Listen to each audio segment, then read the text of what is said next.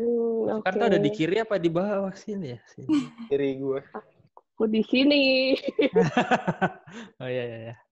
Atau perlu aku yang buka? Boleh. Jangan dong. Boleh. Jangan dong, Mbak.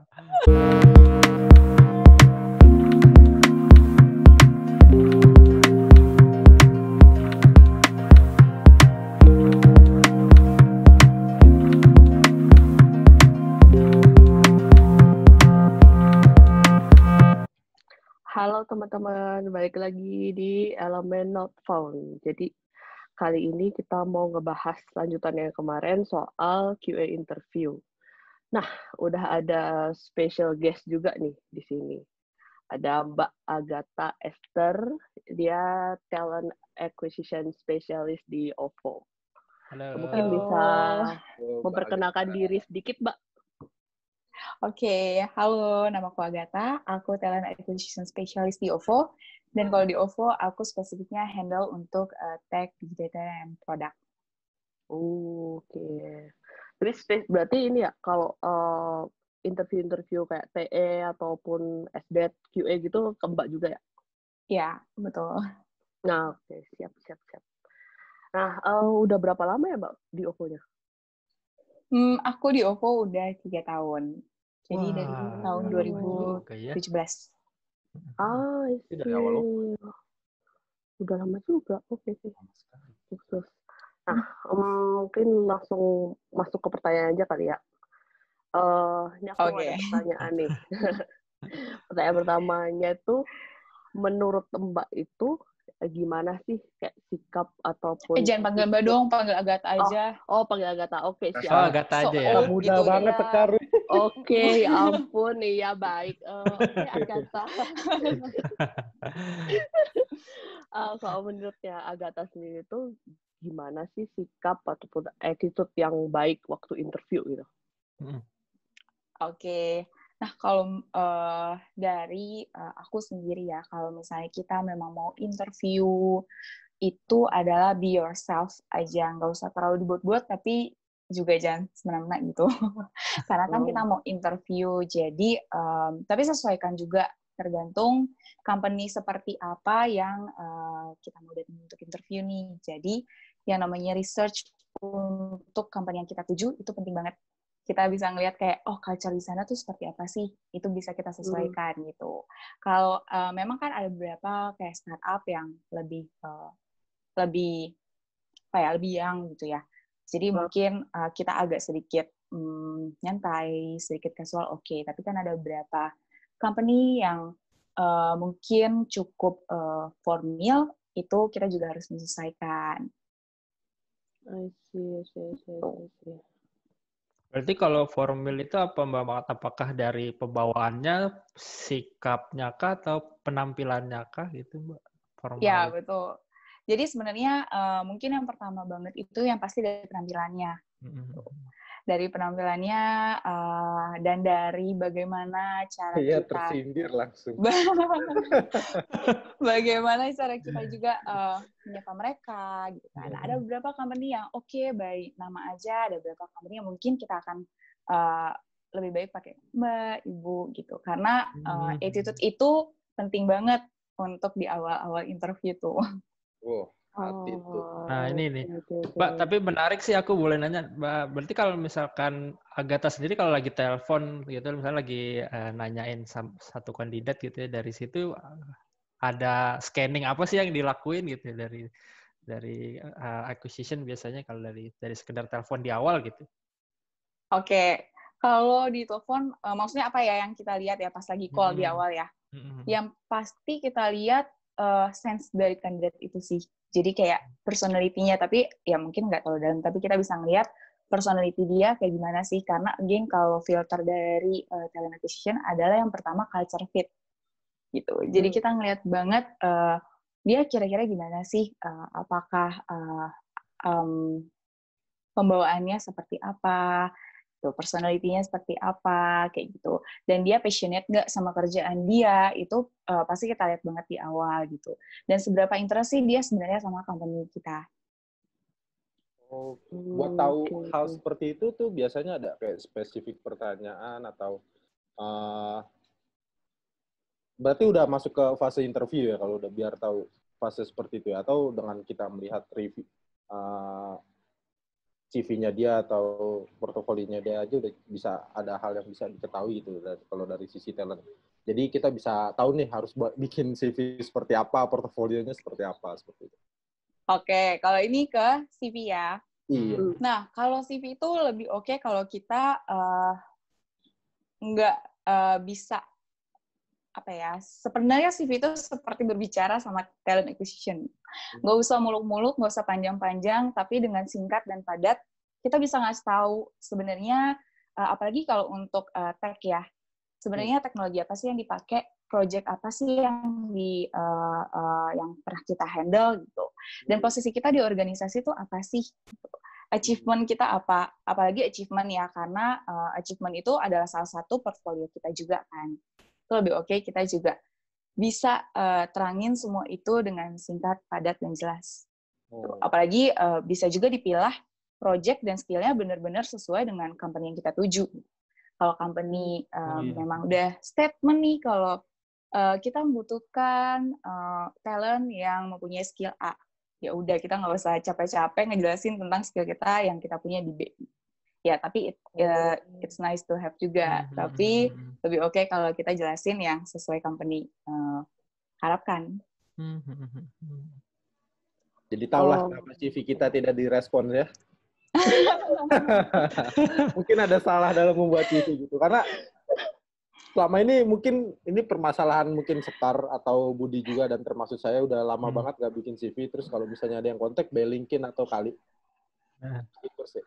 Ya udah lihat aja profil kita, karena ke capture dari profil kita udah kita langsung via email atau apa. Oh, sebenarnya LinkedIn lumayan ngebantu sih. Jadi kayak mungkin kalau misalnya kita udah pindah-pindah, ya jangan jumpy juga ya. Maksudnya kalau itu ada pertanyaan juga tuh tentang jumping. Iya, nanti kita tanyain. Oke. Kalau experience kita udah banyak, itu kan kalau misalnya ditanya kayak, lo tuh 2 company sebelumnya tuh ngerjain apa sih? Itu kan mungkin lupa ya, tapi mungkin sedikit tips dari aku. Ketika kita pindah ke satu company, di company yang baru, itu boleh tuh kayak diisi gitu. Jadi mungkin LinkedIn bisa sebagai diary kita kali ya, mengingatkan kita kayak, oh di company ini gue pernah mengerjakan ini gitu. Tapi mungkin singkat-singkat aja. Oke. Iya toh, aku juga sering lupa tuh pas ditanyain. Tuh di sini ngapain ya? Oke, ngapain ya? Nah, iya benar itu sih, benar. Jangan sampai bahkan mungkin beberapa talent acquisition tuh bukan mencari title loh kadang-kadang. Mereka mencari kayak misalnya OVO mencari engineers atau talent yang memang sudah terbiasa handle di project payment. Bisa aja mereka akan mencari project payment tech gitu. Itu akan keluar kan orang-orang yang biasanya menghandle gitu. Jadi kayak sedetail mungkin it will be good juga. Oh, berarti domain soal bisnisnya itu juga berpengaruh juga ya. Jadi kayak misalnya aku dulu pernah ngerjain di payment gitu ataupun banking. Jadi ada misalnya aku mau ke OVO itu chance-nya berarti lebih tinggi gitu ya, Mbak? Iya. Relevan yang pernah itu kita betul. Iya sih, menarik sekali. Oke, kalian ada yang mau ditanyakan? Mungkin lanjut ke pertanyaan selanjutnya ya. Iya, makanya ini dilanjutin. Jadi kan kita tadi menanyakannya yang sisi baiknya nih, Mbak, sisi baiknya bagaimana berpenampilannya, buat CV-nya. Nah, kita sekarang yang kebalikannya. Nih sebenarnya kalau attitude yang jelek tuh ketika datang atau interview ataupun tadi dilihat dari CV yang lompat-lompat itu tadi sempat. Nah, itu gimana sih, Mbak? Agatha ngelihatnya maksudnya dari mana gitu ngelihatnya ketika ada kandidat yang datang atau apply posisi di OVO katakanlah ya. Oke. Mungkin kalau untuk cara datang, cara duduk itu udah banyak ya. Pasti udah banyak orang yang aware soal hal itu. Yang bener gimana? Benerin cara duduk dulu. Sekarang mah nggak penting juga. Ya masa duduk kayak ya bro gitu kan. Oh iya. Betul. Kakinya naik gitu Bud maksudnya. Waduh. Ya. Ya, tapi mungkin lebih ke cara menjawab sih ketika kita tanya nih kemarin handle project apa, what is the interest project, maksudnya project yang paling membuat mereka excited.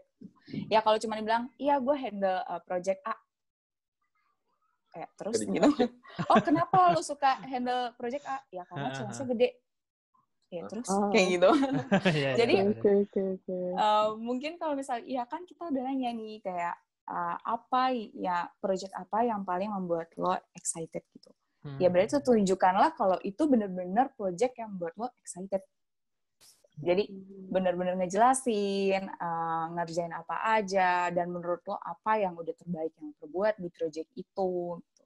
Pokoknya benar-benar sampai ya itu mengerti kayak oke, lo handle project ini dan hasilnya apa. Mungkin kalau ada yang udah pada tahu kayak STAR ya, itu juga lumayan ngebantu sih.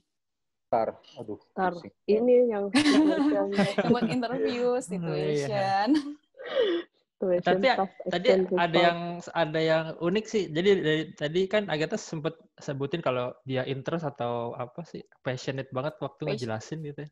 Nah itu kan kita jadinya interest juga nih, kayaknya oke juga nih orangnya bahwa dia megangnya banyak.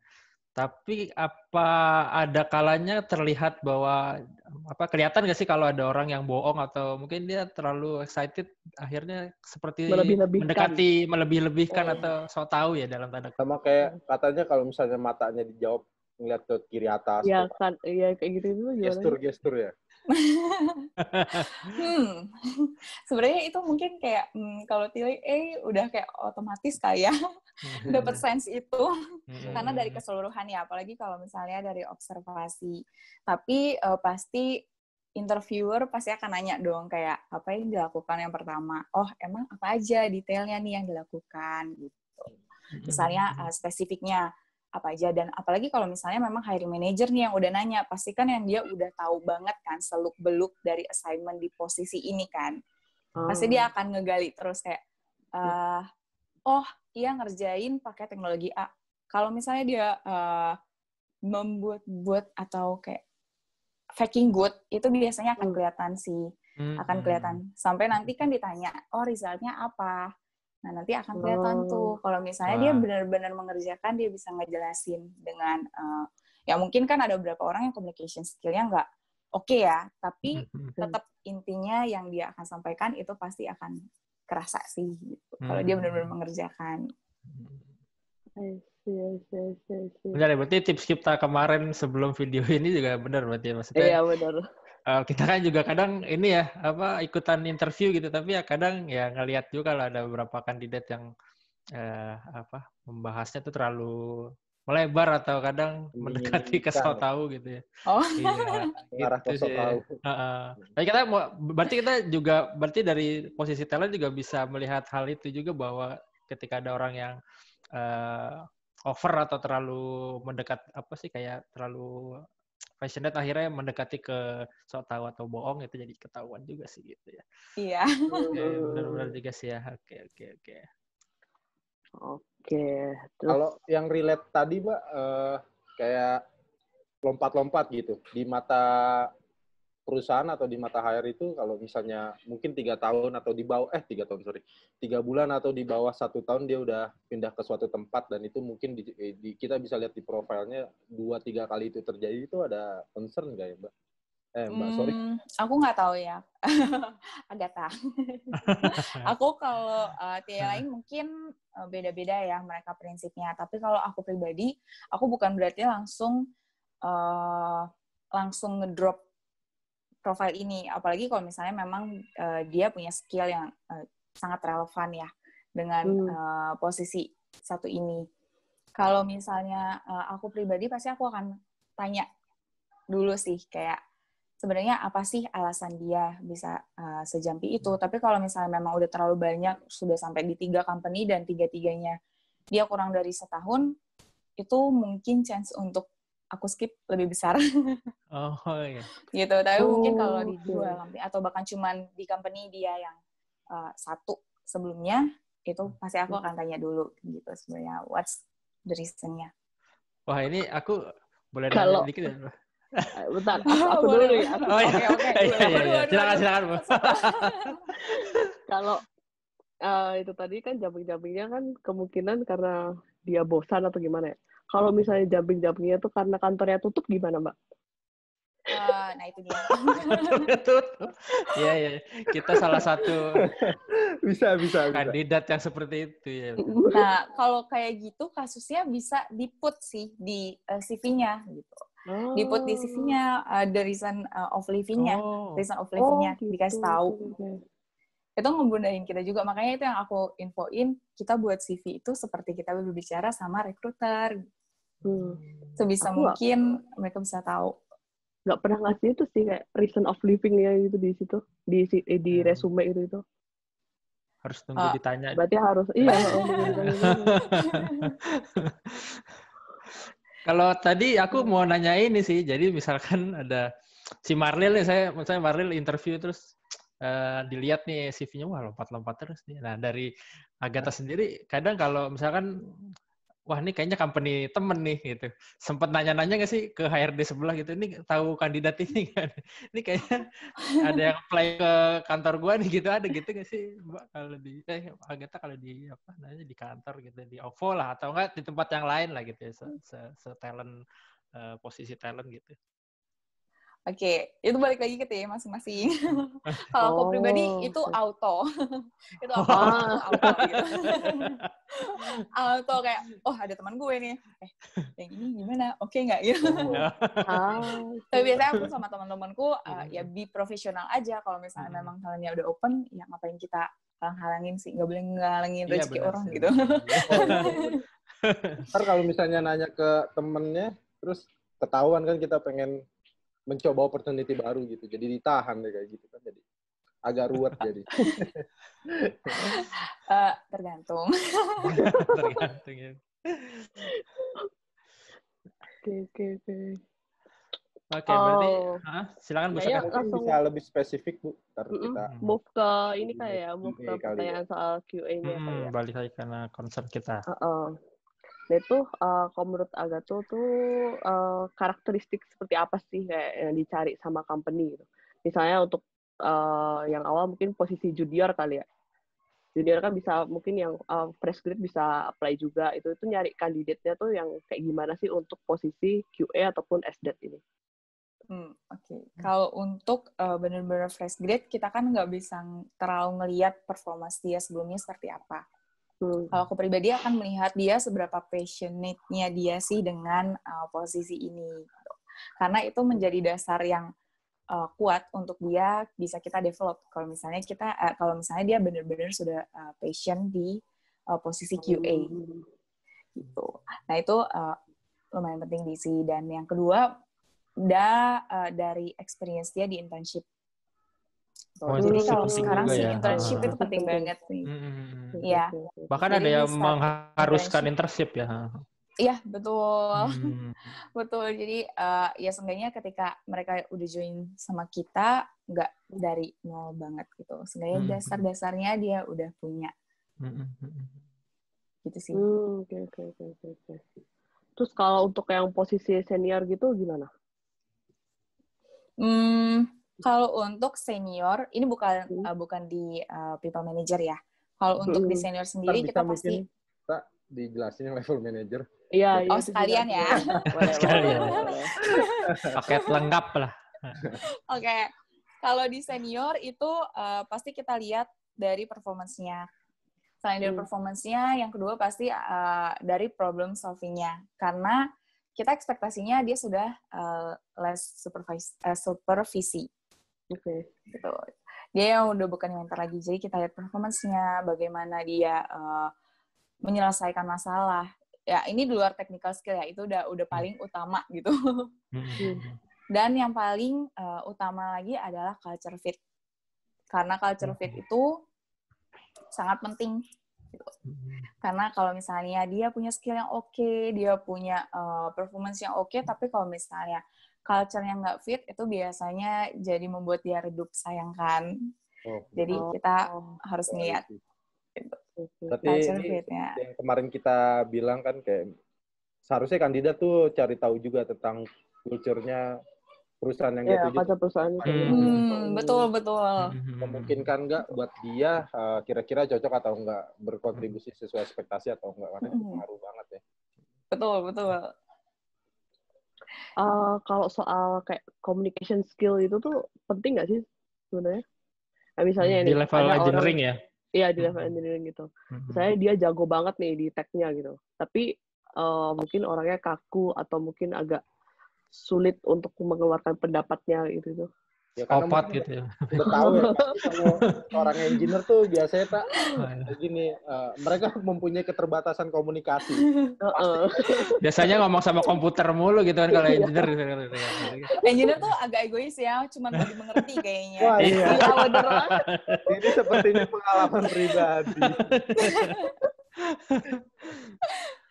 Tapi mau nggak mau harus ada sih communication skill. Bukan untuk interview ya, tapi lebih kayak kan kita nggak kerja sendiri, kita gitu pasti punya tim. Iya betul, kita punya tim. Tapi mungkin kalau tim oke lah bisa, karena personality kita sama gitu. Mungkin bisa saling mengertinya lebih mudah. Tapi kalau dengan stakeholder yang peers dari tim lain itu kan cukup sulit gitu. Mungkin bukan cuman biar mereka mengerti, tapi kita bisa save our position juga. Kan ada beberapa yang bilang karena dia nggak bisa ngomong, dia jadi nggak muncul di permukaan, bisa dibilang kayak dia nggak kerja. Padahal ternyata dia kerja, tapi cuman nggak bisa aja menunjukkan kayak gue kerja. Oh iya, penting juga, benar.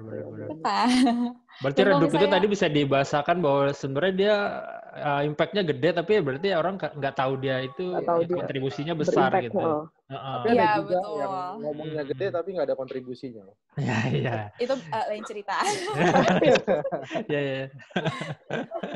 Biasanya kalau kayak gitu talent suka kayak ditegur gak sih, Tak? Kayak, wah nih hasil rekrutan lu nih kayak begini sih gitu, kan bisa lolos sih gitu. Misalnya tidak sesuai ekspektasi perusahaan visual gitu. Itu biasanya iya sih. Oh gitu ya? Oh iya. Jadi karena yang aku tahu tuh pernah kerja di suatu perusahaan dulu, terus suka ngobrol sama talentnya. Mereka tuh ada kayak KPI sendiri, kayak khusus buat relate turnover, terusnya dan talent yang misalnya yang dia hire itu berkualitas atau enggak. Wah, lumayan mengerikan juga sih kalau dilihat. Betul. Kayaknya tuh kalau talent. Ada yang sampai probation gitu. Apalagi kalau misalnya closing interview-nya nggak bagus gitu dan mengarah ke talent tuh, wah lumayan mengerikan kan. Talent. Oke. Tadi belum dijelasin tuh yang level manajerial.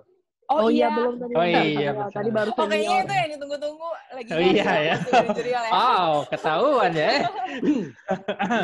Iya. Oke.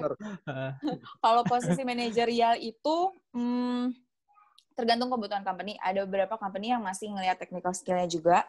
Ada beberapa company yang udah ngelihat dia fokus gimana dia manage timnya gitu. Jadi yang kita lihat bagaimana dia bisa manage tim, tapi bukan itu juga bagaimana dia mandang ke depan gitu. Kan dia pasti akan menerima turunan target atau plan misalnya per quarter, per semester gitu. Gimana caranya dia benar-benar bisa bukan menelaah, tapi menerima dan abis itu dia proses, abis itu didistribute ke timnya. Nah itu kita lihat juga.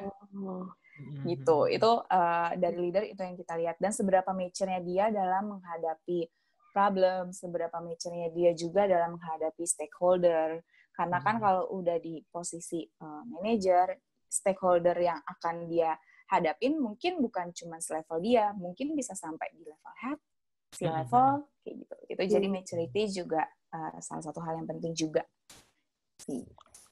Kalau aku nanya, mungkin kalau biasanya kan manajer itu berarti experience-nya udah ada gitu ya. Berarti apakah kalau misalkan biasa kan ada teman-teman yang berpikir bahwa kalau jadi manajer kayak harus punya beberapa sertifikasi gitu.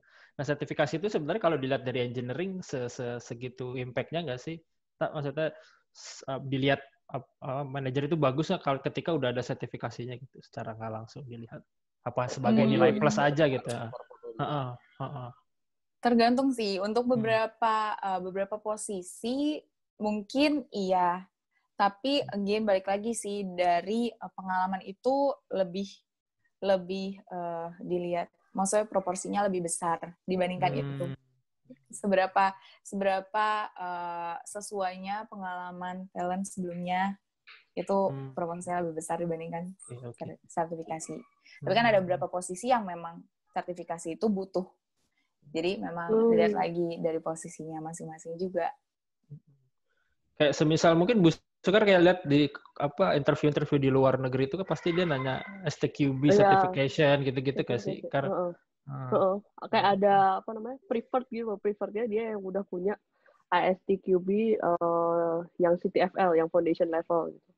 Oh ya, itu kan sesuatu sertifikasi yang lumayan unik ya, bukan yang kayak hampir semua orang punya gitu. Maksudnya nah itu juga bisa jadi nilai tambah sih sebenarnya. Oke. Gitu. Itu bisa menunjang juga.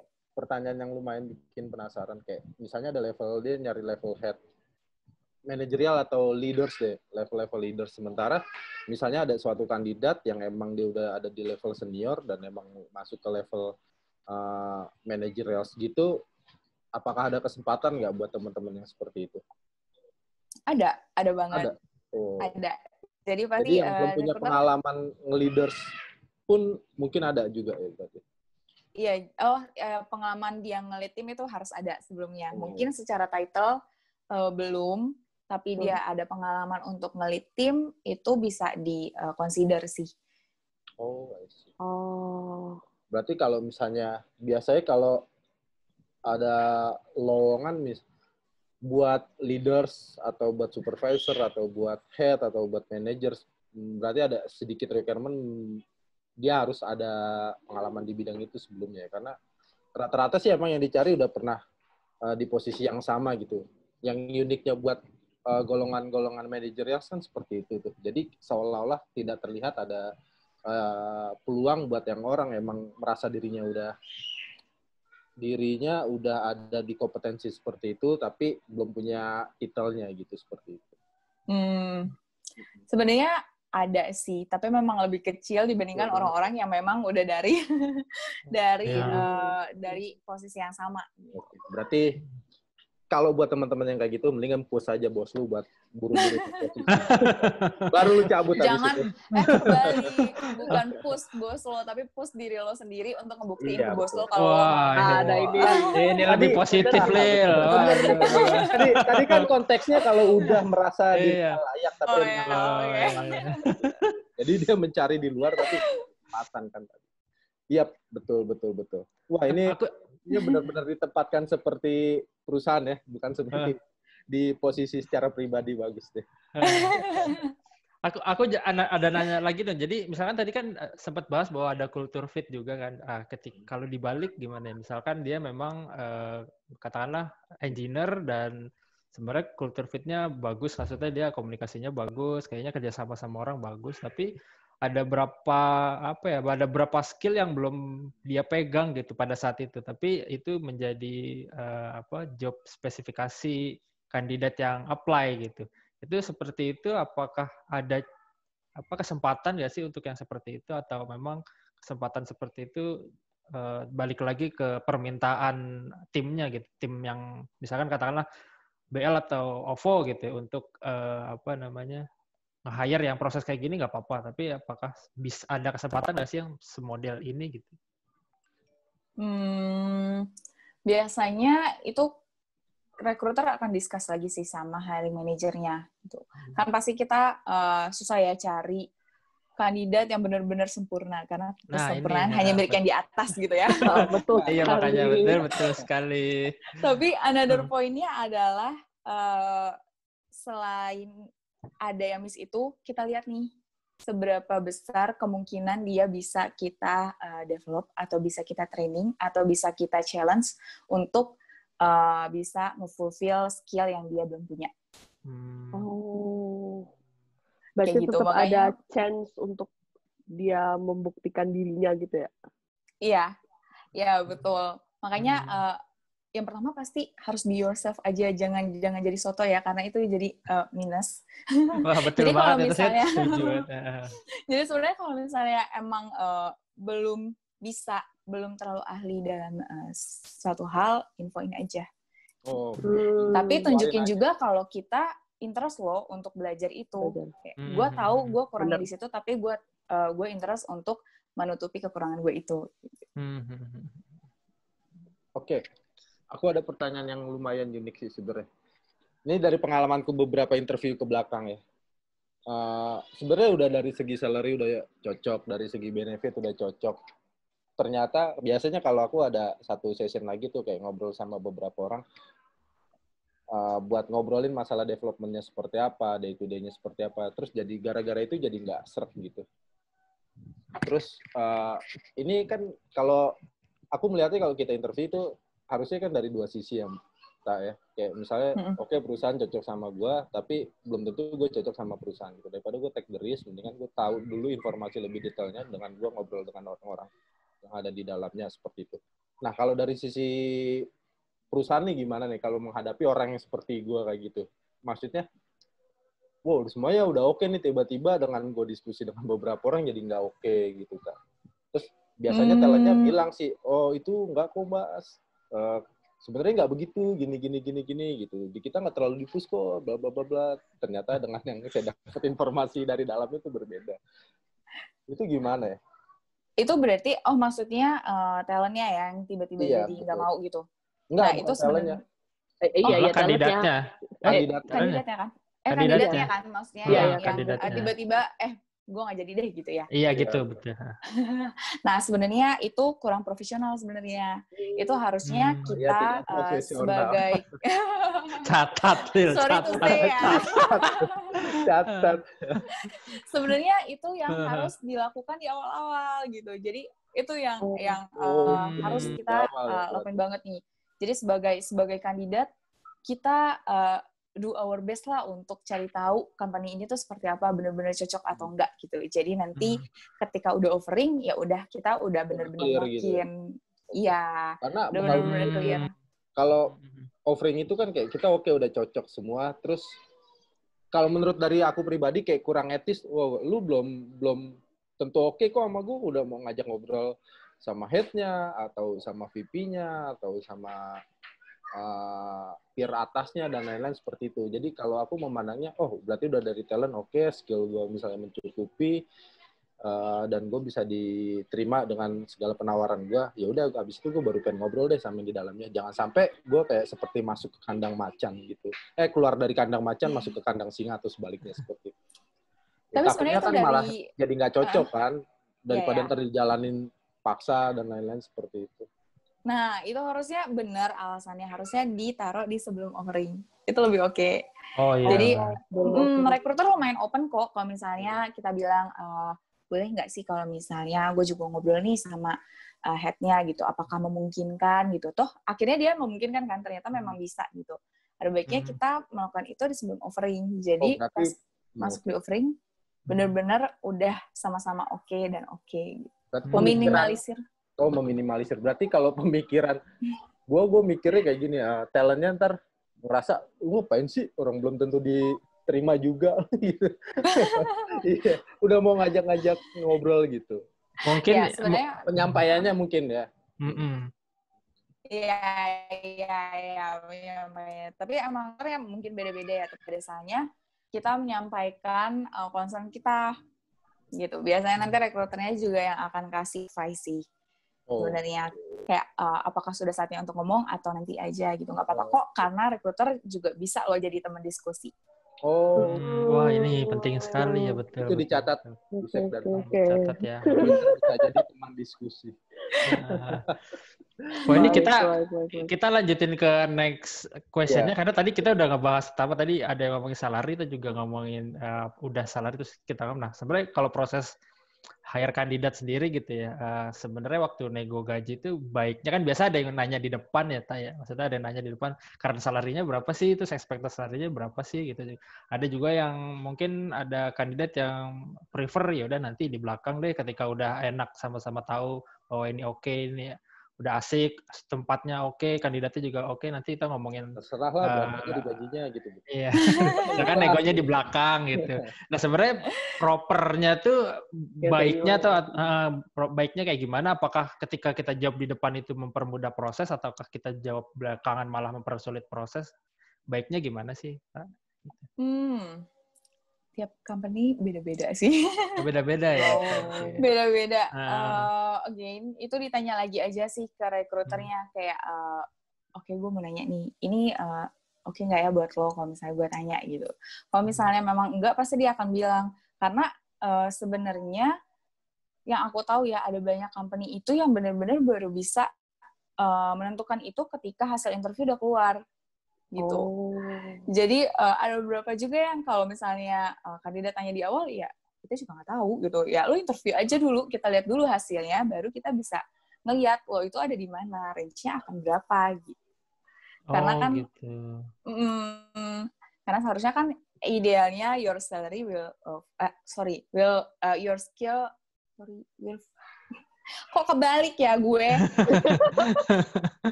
Maksudnya, jadi salary lo akan align dengan skill lo gitu. Oh iya. Oke. Berarti biasanya ada yang nanya kan di awal, Mas kira-kira ekspektasinya berapa dan sekarang karirnya berapa gitu. Karena beberapa interview ke belakang gue selalu ditanyanya seperti itu. Oh, mohon maaf, udah banyak banget ya interviewnya kayaknya ya kira-kira ini. Kelihatan banget sih ya. Iya, namanya observasi. Di sensor yang itu. Ini namanya observasi sebelum kita memulai topik ini gitu. Tapi kan gue rekruter nih, jadi agak sensitif nih sama yang kayak gitu. Oh, udah mau pindah ya. Enggak. Nangkepnya cepet gitu ya, garcepnya langsung pancing terus. Jadi kepancing gue. Enggak, tapi gini loh, Tak. Gue berpikirnya, biasanya gue punya kayak ada scheduling khusus buat gue mencoba-coba cari tahu di luar seperti apa gitu. Apakah gue masih inline dengan industri ataukah ada hal yang di luar yang harus gue pelajari lagi. Based on gue mesti ya mungkin bisa gue ketahui dengan gue langsung apply dan lain-lain seperti. Bukan berarti gue mau pindah gitu loh. Kecuali kalau cocok. Ya kayak gitu sih. Jadi buat gue tahu sebenarnya di luar tuh seperti apa. Apakah gue inline atau enggak kayak gitu. Ini pembenaran tadi yang dibilang Agatha. Gitu. Gitu. Kembali lagi ke pertanyaan yang tadi. Rekruternya ya. People-nya. Saya serius kok. Oke. Menjebak sekali nih. Tolong disensor yang gitu. Bercanda. Ya.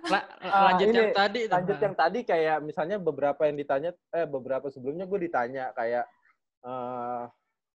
kira-kira karirnya berapa, ekspektasinya berapa, seperti itu. Dan ada juga yang nanya kayak di belakang nih gitu. Kalau misalnya dari sisi perusahaan oke lah, memang kebutuhannya seperti itu. Tapi kan kadang kalau dari sisi kita, tahu-taunya udah oke, semuanya ekspektasi kitanya udah tinggi, tahu-taunya nggak cocok sama kita kayak gitu. Kadang ada yang berpikir terlalu membuang waktu itu seperti itu. Tapi kadang juga kayak di sebaliknya kayak misalnya udah ditanya duluan, terus mereka shock, jadi nggak jadi prosesnya. Padahal kita masih bisa bilang nego banget gitu. Resultnya nego banget. Lagi butuh banget ya BU banget. Iya, kadang ada yang seperti itu misalnya. Iya, kalau kayak gitu infoin aja ke rekruternya kayak kita open kok, kalau dibilang kayak gitu bukan berarti langsung ngejudge sih. Tapi cara penyampaiannya yang harus diperhatikan. Bukan berarti gue mau tanya itu sebenarnya emang lo mampu gitu ya. Udah bye gitu kan. Langsung kayak bye. Langsung jebak saja yang seperti itu. Oke, kita mampu bayar 3 bulan nggak lulus probation.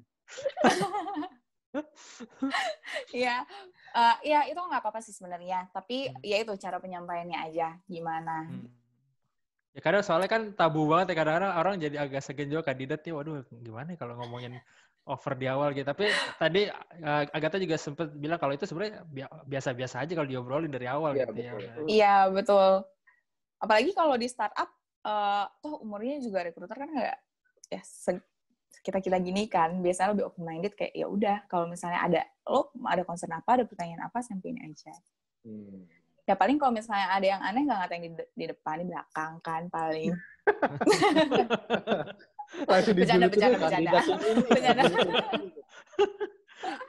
Udah diterima tapi hati-hati loh ya. Iya, kayak diterima tapi pas awal masuk diselengkat gitu. Iya. Atau nggak kayak Kamu ini ya. Kalau udah ngejar KPI saya nggak mau kamu saya terima. Ya dulu. Tapi serius yang tadi gue tanyain kayak gue interview di beberapa tempat itu observasi buat interview ini. Ngecek skill. Masih dibahas kepikiran nih. ya, makanya Masih dibahas. Iya bener. Kepikiran banget tuh kayaknya. Kayak baru menyadari tanpa sadar kayak, gue tadi kayaknya salah ngomong deh. Dan banyak hal mungkin kalau di selatan. Enggak, tapi gue menyatakan kayak gini sih. Oke. Aduh, jadi sedikit takut ya. Kalau Apalah pakai takut segala. apa? Mungkin last-nya kali ya, Last. pertanyaan terakhir ya. Mungkin pertanyaan terakhir. Mungkin dari Buskar aja deh yang nanya. Baik. Penting nih. Ada tips atau trik gitu soal interview nggak, Mbak? Mbak lagi, Agatha. Terutama nego gaji yang benar, tak? Gitu. Iya sih, Oh, kayak nego itu- gaji yang benar. Nego gaji yang benar dan mungkin pas interview itu harus gimana gitu. Kayak dari interview dulu aja kali ya. Mm-mm. Kalau dari interview, ya itu yang tadi aku awal bilang, jangan lupa research dulu company-nya kayak gimana. Karena itu bisa menyesuaikan kita nanti saat interview itu kayak gimana. Kayak lihat skill yang dia butuhin apa, teknologi yang dia pakai apa. Gitu. Ya kalau misalnya SD kan juga ada banyak kan teknologinya, dia pakai apa. Ya, dicari tahu mereka itu pakainya apa. Terus dari sistem development-nya seperti apa gitu. Cocok nggak sama kita? Karena itu pasti akan ditanyain gitu kan. Nah, itu harus prepare. Nah, ketika kita udah prepare, pasti ketika interview yang pertama kita pede. Kedua pasti kita udah nyantai karena kita udah prepare banget kan.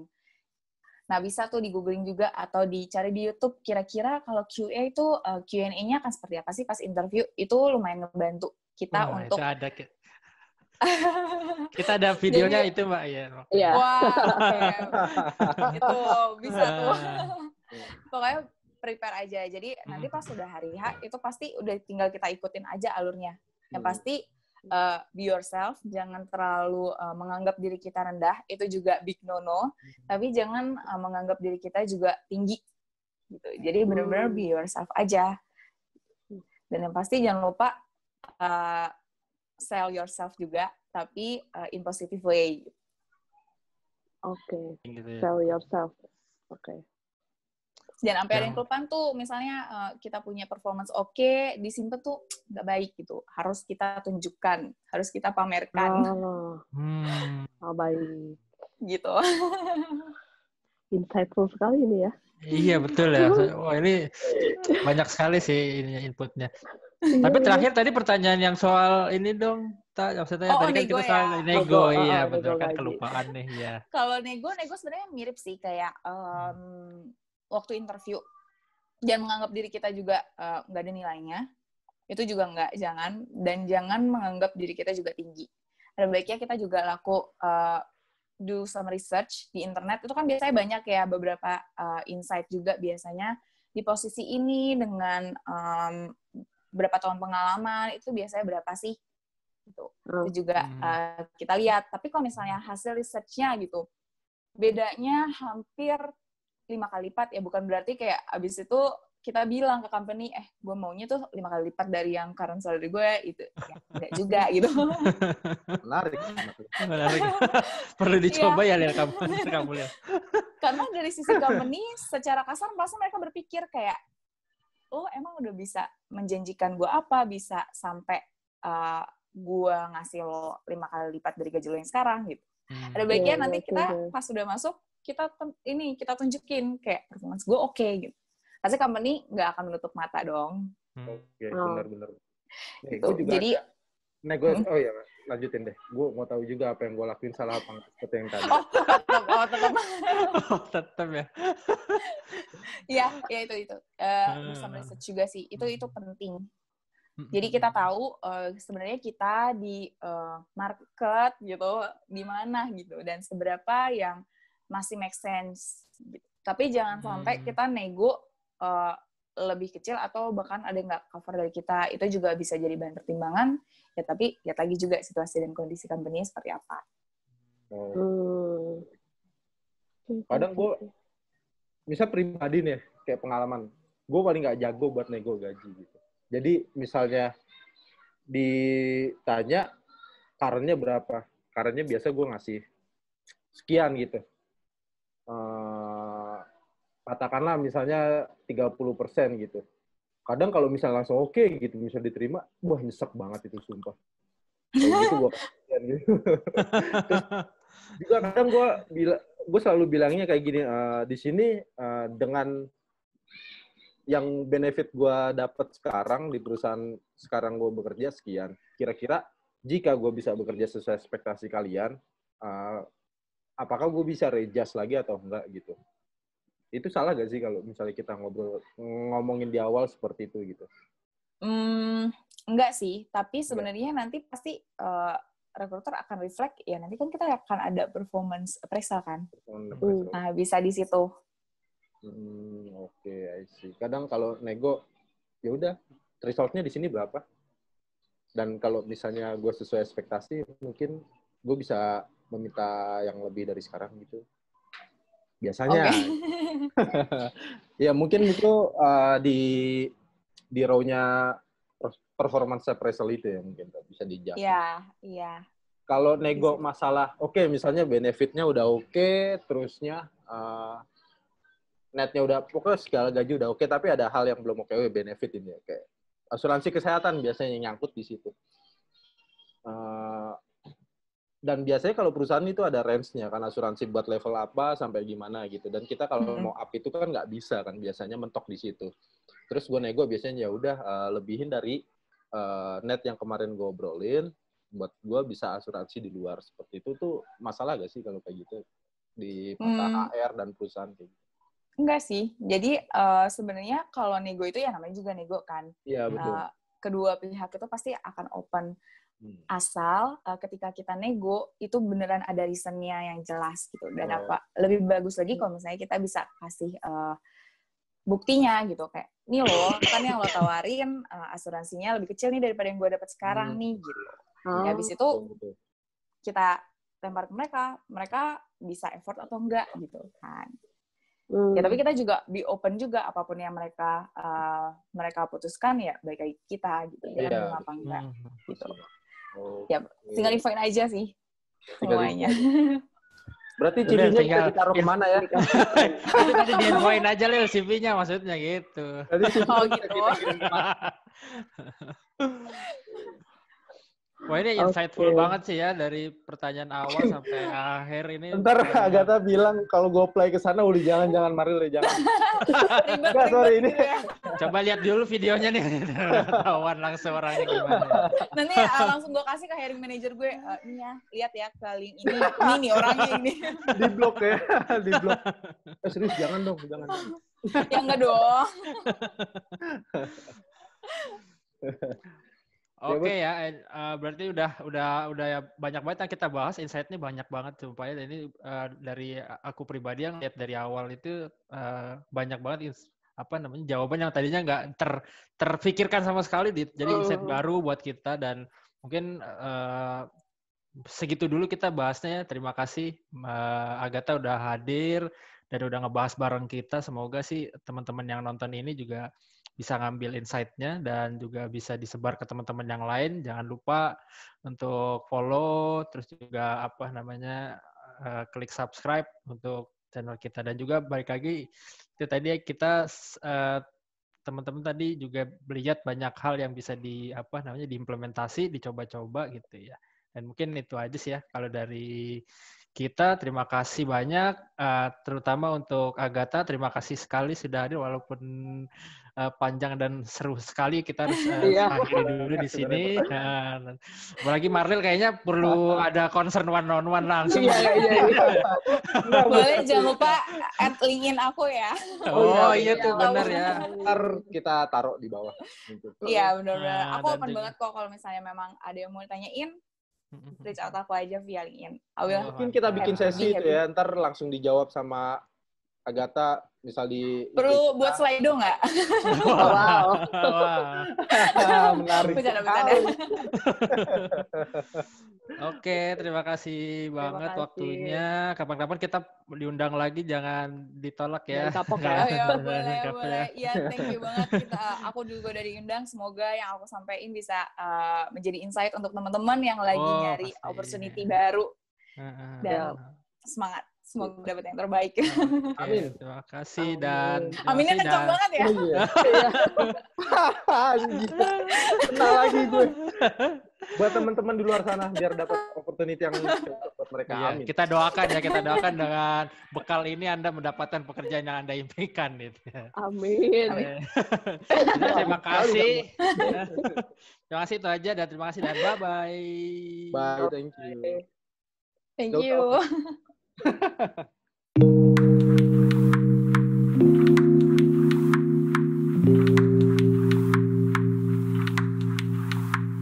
Thank you.